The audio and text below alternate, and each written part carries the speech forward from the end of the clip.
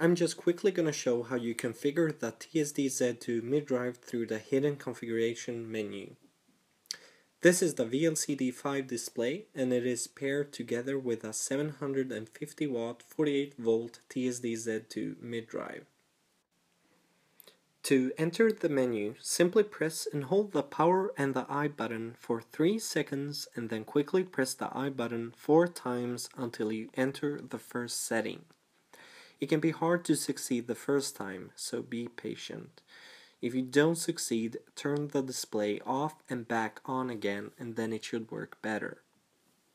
The first setting you will see is the wheel diameter setting, and here you enter the wheel diameter on your particular bike. The default is 26 inches, but it can be set to anything between 14 to 30 inches on this version of the TSDZ2. Just press the minus or plus buttons to set the desired wheel diameter. To get to the next setting, simply press the I button. This is the magnet selection number, and it goes from 1 to 12. This value represents the number of magnets mounted on the rim for accurate speed and distance sensing. The default value is 1, and it shouldn't be changed unless you have a custom setup. The third setting is where you choose between imperial or metric units. Press the plus button to change to whatever unit of measurement you prefer. Next one is the walk assist feature, and here you can choose if you'd like to have it active or not. This feature, when active, can help you push the bike when you're walking besides it.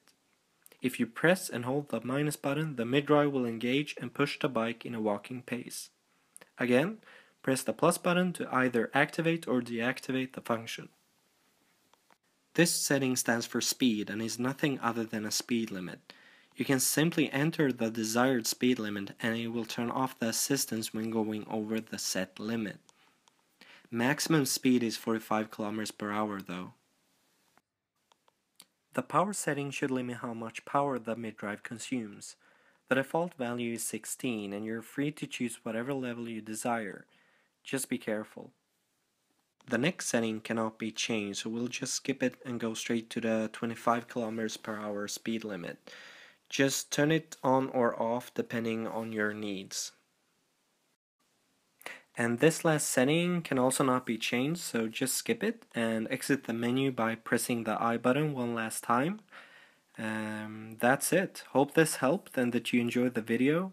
Thank you so much for watching. Bye.